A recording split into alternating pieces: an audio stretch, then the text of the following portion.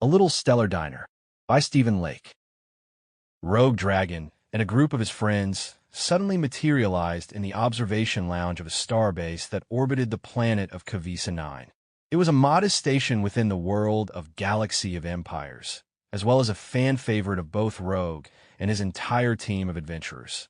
But not for the reasons one might expect. On this particular occasion, the team had come together there to celebrate having successfully completed a surprisingly difficult and lengthy quest within the Lands of Magic universe. However, unlike what was typical of them in times past, their haste to arrive at the station was so urgent that they'd chosen not to change out of their Lands of Magic avatars before coming there. As such, they now stood in the forward observation lounge of the station, a typical loading-in point for the game, dressed up as a whole plethora of high fantasy characters, including orcs, goblins, trolls, mages, elves, and so many others.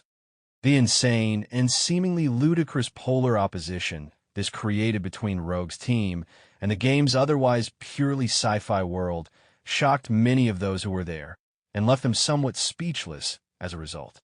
"Ah, finally, we're here!" roared an orc happily. "Yes, we are. But we still have a ways to go before we reach our desired goal," said an elf. The orc grinned devilishly. "I don't care. Let's get going." "I can't wait any longer," he roared. However, before they could go anywhere, a generously sized human player stormed across the room, towards them screaming at the top of his lungs. "What is the meaning of this abomination? How dare you desecrate the sanctity of this pure sci-fi game with with these atrocious-looking leftovers from Halloween Par?" Suddenly the orc stepped forward, grabbed the man by his head, and then threw him through the observation room's picture window and out into space, much to the man's surprise. A loud boom, followed by the rush of wind, briefly filled the room before the atmospheric integrity fields activated, sealing it off. A moment later, a player killed pop-up appeared briefly in front of the orc before going away. The orc grinned darkly. As he did, one of the elves looked at him incredulously from beneath his heavy, rune-covered hood. "You do realize that was unnecessary," he said. The orc grinned with dark, almost malicious glee and smashed his fists together. "Ain't nothing keeping me away from my goal," he laughed darkly. The elf merely rolled his eyes. "Fine, you vicious brute. Have it your way," he muttered. "As much as I'd like to argue the semantics of this, we have a goal to achieve. So if we want to do that, we'll need to get going soon," said one of the goblins. However, before they could move, a large set of reinforced double doors at the back of the room swished open, and a cadre of armed shock troopers stormed in. "Halt! You are in violation of this station's anti-PK laws. Now, put your hands up and prepare to be arrested," shouted one of the guards. The orc glared defiantly at the man before raising his hand and snapping his fingers. "Hey, mage, make them go away," he said in a deep, dark voice. A mage who stood behind him raised her staff and, with a quick incantation, caused the atmospheric integrity field to disengage. This immediately caused all of the air in the room to explode violently out into space, quickly emptying it of atmosphere, while also dragging the surprise guards out the window with it. However, despite the powerful rush of air, nobody from Rogue's team either flinched nor moved, save only for their outfits, which flapped in the raging outflow of air like a flag in a windstorm. As soon as the guards had cleared the picture window, the mage re-established the atmospheric integrity field. Moments later, a long list of player killed messages stacked up in front of the mage, who grinned slyly, as though feasting on the souls of the now deceased. Again, the team prepared themselves to move forward, but paused as they noticed that it had suddenly become difficult to breathe. This is because all the air had been sucked out of the room. Seeing the dire situation they were now in, one of the elves reached over and touched a nearby panel, which activated the repressurization routine for the room. With a loud hissing sound, the room quickly became livable again.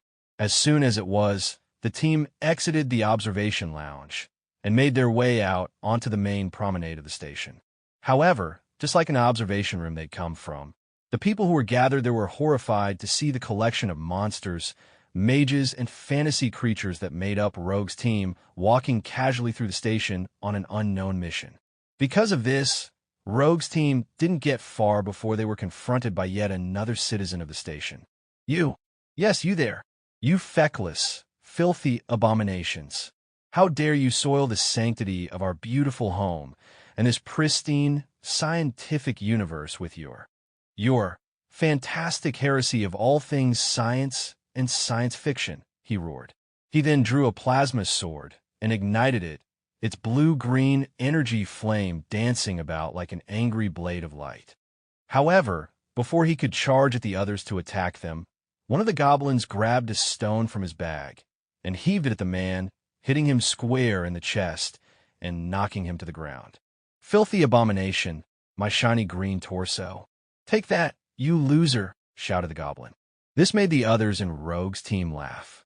However, before they could continue, more security forces raced into the area, drew their weapons, and prepared to fire. But before they could, one of the mages cast a pit-making spell, which immediately created a massive hole in the middle of the floor through which the guards, and a large part of the nearby furniture, fell onto the deck below. The mage then cast a counterspell that quickly closed the hole so that the guards couldn't easily fly back up through it and cause more trouble. The team then continued on down the promenade unobstructed as humans and aliens alike, quickly got out of the way of the strange, eclectic group of fantasy adventurers as though their lives depended on it. Further down the way, they were greeted by a group of star wraiths who lunged at the group with the singular goal of stopping them at all costs. I've got this one, said Rogue as he narrowed his eyes. He then raised his hand and, with a simple flick of his fingers, transported them out of the station and into open space. However, to the great misfortune of the star wraiths, they landed right in the path of a passing space freighter where they splattered on the nose of the ship like great winged moths. Rogue and his team then continued on down the promenade a ways before stopping at the front door of an alien fast food diner. Ah, finally, growled the orc gleefully. The team then entered the store to the complete shock and horror of its many-seated patrons. As Rogue's team moved deeper into the diner, the other patrons got up and immediately fled until the only ones left were those of Rogue's team. He and the others then sat down around a large table where they waited patiently for one of the waitresses to come by. And it wasn't long before one of them did. "Hey there, guys," she said excitedly as she recognized every one of them, since they were all regular patrons of her diner. "Hey, Eloise," replied everyone. "So, what can I get you wonderful ladies and gents?" Everyone at the table fixed their eyes on her firmly, and then said in unison with one voice, "We want the Mega Burger Super Platter with a full order of fries." Eloise blinked in surprise at this as she giggled lightly. "All of you?" she asked. "Yes, ma'am. Every last one of us," said a goblin. "We're starving, ma'am." "Give us some food," said the orc. Eloise looked at them and chuckled lightly at this. Given that they had just come from lands of magic, only minutes earlier, she was amazed that they would be so insistent on getting her diner's most popular dish as they had. "So you guys came all the way over here just to get one of our special burger platters?" she asked in amazement. "Yes, ma'am. It's because they're the best in the galaxy," said one of the elves. "And their orc approved," said the orc. Eloise laughed at this and replied, "All right then, 20 Mega Burger Super Platters it is." Everyone at the table cheered and shouted for joy at this as she slipped away to give their order to the cooks who were manning the kitchen. As she did, one of the goblins turned to Rogue with a grin. "Man, this place has the best burgers in all of Magefall. I just never expected it to be so difficult to get here when we warped over to this station.